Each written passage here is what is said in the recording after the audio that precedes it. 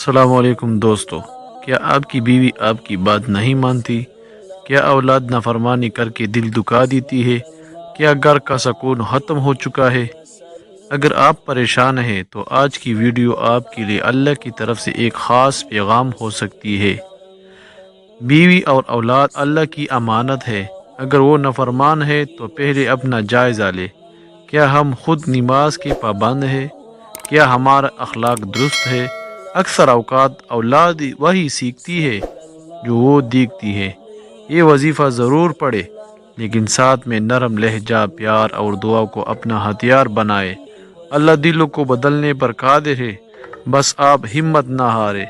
اس لیے اسلام میں خاوند، بیوی اور اولاد کے درمیان رشتہ محض ایک دنیاوی ضرورت نہیں، بلکہ ایک مقدس ذمہ داری اور اللہ کی طرف سے عطا کردہ ایک عظیم نعمت ہے۔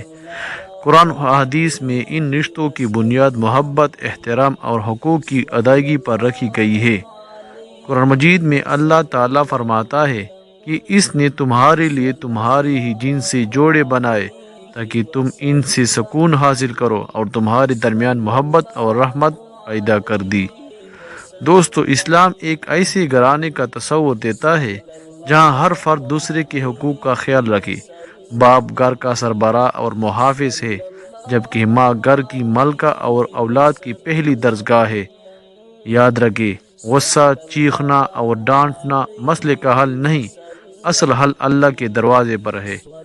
آج میں آپ کو ایک ایسا مجرب وظیفہ بتاؤں گا جو انشاءاللہ دلوں میں نرمی، محبت اور اطاعت پیدا کرے گا، لیکن شرط یہ ہے کہ آپ اسے یقین اور صبر کے ساتھ کریں۔ ویڈیو کو آخر تک ضرور دیکھیں، کیونکہ آخر میں ایک اہم نصیحت بھی ہے جو اکثر لوگ بھول جاتے ہیں۔ دوستو، یہ وظیفہ ہر دنیاوی مشکل کے لیے ہے، چاہے آپ کا اولاد نافرمان ہو، یا بیوی نافرمان ہو، یا شوہر ظالم ہو، یا کسی ملازم کا افسر ظالم ہو، یا کوئی محلے کا دشمن بس ستا رہا ہو، تو یہ وظیفہ نہایت مجرب ہے۔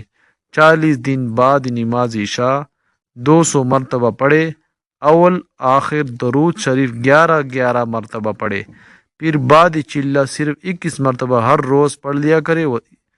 وظیفہ یہ ہے: یا مقلب القلوب والابصار، یا خالق اللیل والنہار، یا عزیز یا لطیف یا غفار۔ ایک دفعہ دوبارہ سنیں: یا مقلب القلوب والابصار، یا خالق اللیل والنہار، یا عزیز یا لطیف یا غفار۔